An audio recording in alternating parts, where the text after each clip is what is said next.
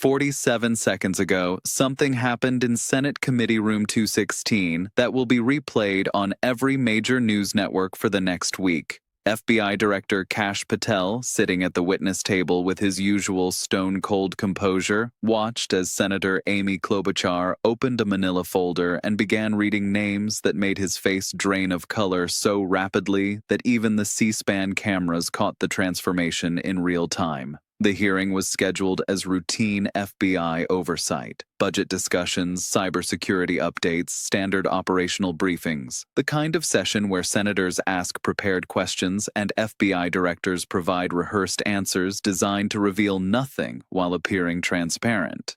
Patel arrived at 10:15 a.m., flanked by 3 FBI attorneys whose leather briefcases contained pre-approved responses to every anticipated question. The first 90 minutes proceeded exactly as his legal team had scripted. Republican senators praised his leadership, cited arrest statistics, commended his reforms. Democratic senators pressed on controversial topics, but Patel deflected each challenge with bureaucratic precision, claiming ongoing investigations prevented detailed disclosure, invoking privacy protections and national security protocols. Then at 11:47 a.m., Senator Klobuchar was recognized for her questioning time.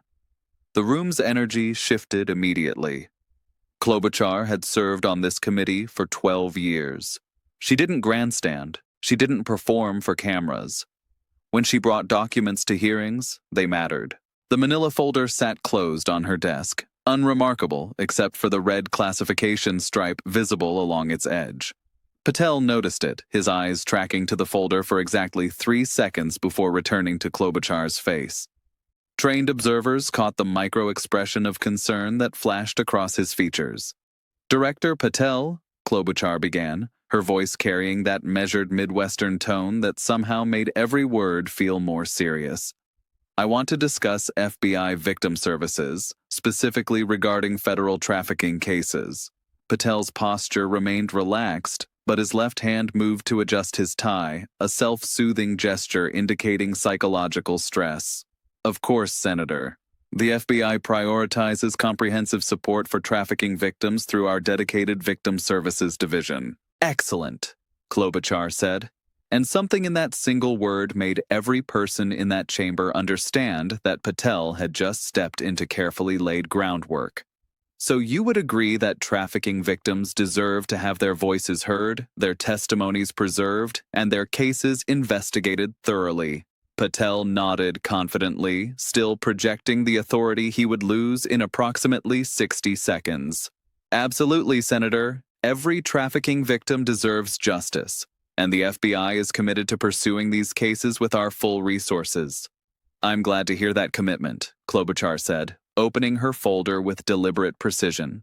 "Because I have here testimonies from trafficking victims that the FBI collected but never acted upon."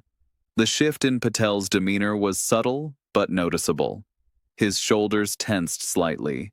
His breathing became more measured. The confident lean-back posture disappeared as he sat up straighter. Klobuchar pulled out the first document, holding it so the cameras could see the FBI letterhead, the official seal, the classification markings. "This is Victim Testimony File VT 2019-847, collected by the FBI Miami Field Office in June 2019. The witness was 19 years old when she was trafficked by Jeffrey Epstein." The name hit the chamber like a physical force. Epstein. Even 2 years after the scandal, even after Maxwell's conviction, the name still carried electric tension. But this felt different, more specific, more documented. Patel's face underwent the first visible change, a slight tightening around his eyes.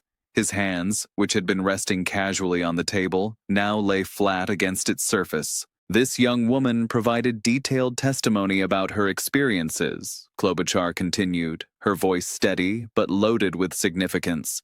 "She identified multiple individuals who participated in or facilitated her trafficking. She provided names, dates, locations, and offered to testify in court against her traffickers." The room was completely silent now. Not the polite quiet of people waiting for the next sentence, but the heavy, thick silence of people who just heard something they couldn't unhear. Klobuchar turned the page. Let me read you what she said about the first individual. She began reading slowly, her voice clear and precise. Quote, he was there multiple times. I remember him because he always wore a specific watch, very expensive. He spoke with a British accent. He told me I reminded him of his daughters. He assaulted me in the blue bedroom on 3 separate occasions in 2009. Patel's composure cracked visibly. The color began draining from his face, starting with his forehead and moving down. His mouth opened slightly, then closed. His right hand moved toward his water glass, but stopped halfway. The victim identified this individual as a member of the British royal family, Klobuchar continued. She provided a detailed physical description. She identified specific conversations. She described unique physical characteristics only someone with intimate contact would know. The transformation in Patel's appearance was now undeniable. His normal complexion had turned visibly pale, the change so dramatic that even the press gallery could see it. A reporter in the back row leaned forward, recognizing the significance of what they were witnessing. Patel's hands began to tremble slightly, a shake that started small but grew more pronounced. His breathing pattern had shifted from controlled and measured to shallow and rapid. The confident FBI director who had entered the chamber 2 hours earlier was disappearing in real time. But here's what concerns me, Director Patel, Klobuchar said, her voice rising with controlled intensity. This testimony was given to FBI agents in 2019. It was documented, verified, and recommended for immediate investigation, yet no action was ever taken.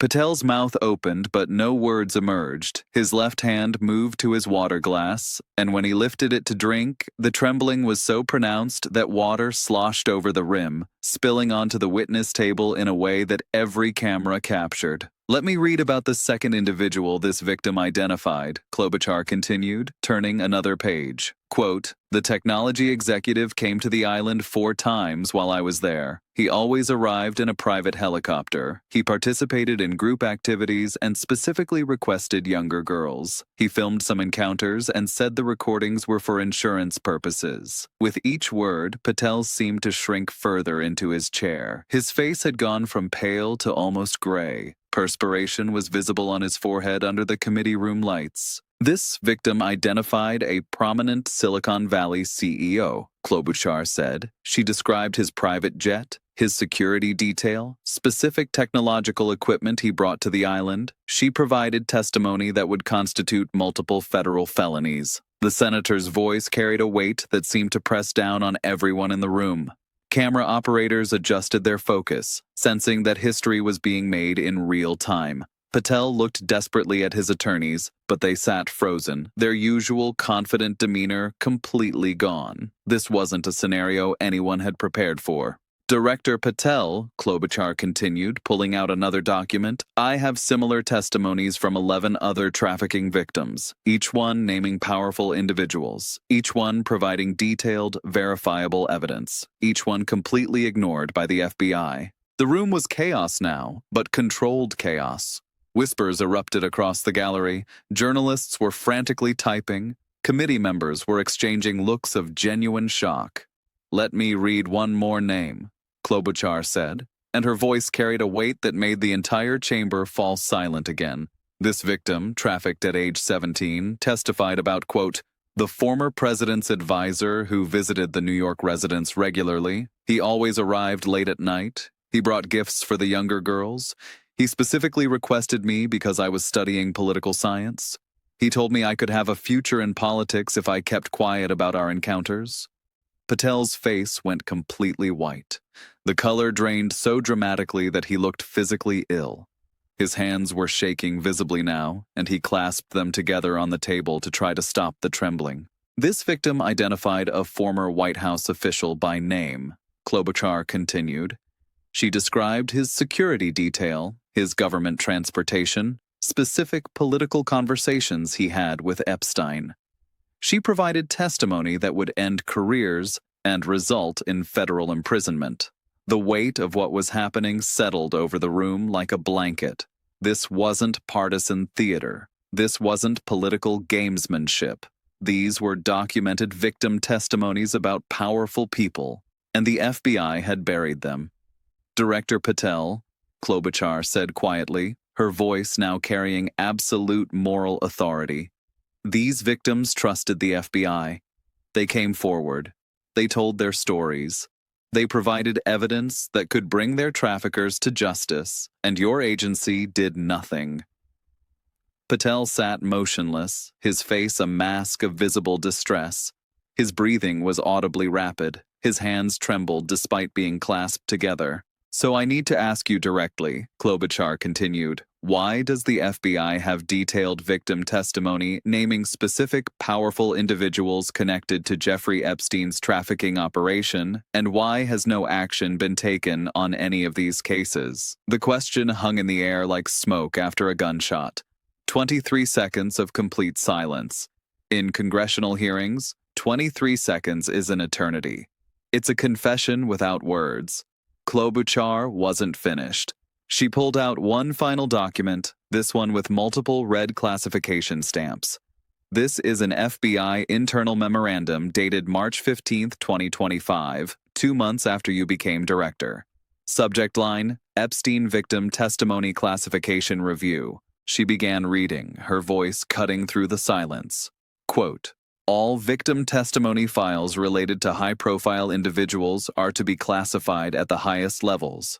Public disclosure would create unacceptable political complications. Standard victim services protocols are suspended for these specific cases." The memo was signed by Patel himself. Director Patel, Klobuchar said, her voice now carrying barely contained fury, "You didn't just ignore these victims, you actively buried their testimonies to protect the powerful men they identified. You classified their pain to preserve political relationships." Patel's complete breakdown was visible to everyone in that chamber, his face glistening with perspiration that had formed beads along his hairline. His hands trembling uncontrollably despite every effort to maintain composure, his breathing rapid and shallow like a man in physical distress. He looked like a man whose entire world was collapsing in real time, every carefully constructed defense crumbling under the weight of documented truth.